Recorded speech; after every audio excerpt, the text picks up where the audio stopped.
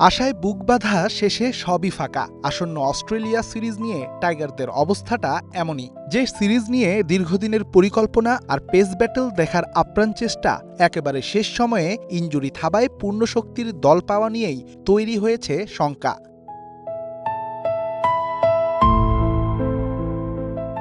বাংলাদেশের বর্তমান টেস্ট দলের নির্ভীক যোদ্ধা নাহিদ রানা। নাহিদ থাকবেন অস্ট্রেলিয়ার মাটিতে, গতির ঝড় তোলে চোখ রাঙাবেন অজি ব্যাটারদের। দৃশ্যটা হয়তো মনের ক্যানভাসে ছবি এঁকেও রেখেছিলেন কেউ কেউ, তবে সেই আশায় গুড়েবালি দিয়েছে জিম্বাবুয়ে সিরিজ। সে ব্রঞ্জদের বিপক্ষে ইনজুরিতে পড়েছেন চাপাই এক্সপ্রেস। প্রথমে সাইড স্ট্রেইনের চোট, পরে ধরা পড়েছে গ্রেড 2 ইনজুরি। সব মিলে সেরে উঠতে সময়ের প্রয়োজন 2 মাসের বেশি।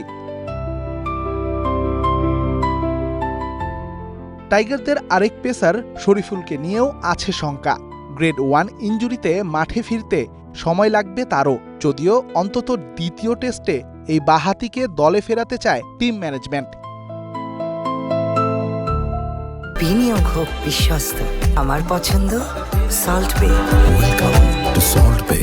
এদিকে প্রথম সন্তানের বাবা হতে যাওয়া এবাদত হোসেন অস্ট্রেলিয়া সিরিজ থেকে আগেভাগেই ছুটি চেয়েছেন। তাই স্কোয়াডে 5 পেসারের কোটা পূরণে ডাক পেতে পারেন খালেদ আহমেদ, রবিউল হক কিংবা মুশফিক হাসান। মাথা ব্যথার কারণ যে শুধু পেস ইউনিট এমনটাও না।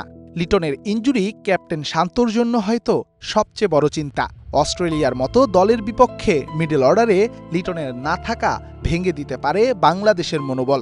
যদিও সিঙ্গাপুরে চিকিৎসারত এলকেডির ইনজুরি নিয়ে শঙ্কা আছে কম, তবে চিন্তা আছে ম্যাচ ফিটনেস নিয়ে। অস্ট্রেলিয়া সিরিজের আগে আগামী 25 জুলাই ফিটনেস টেস্ট দেবেন শান্ত তাসকিনরা। 27 তারিখ থেকে শুরু হতে পারে 1 সপ্তাহের স্কিল ক্যাম্প। এরপরই জানা যাবে 18 বছর পর অস্ট্রেলিয়ার মাটিতে বাংলাদেশের হয়ে টেস্ট খেলার গৌরব অর্জন করবে কারা। Redwan Shaon, star play, Dhaka.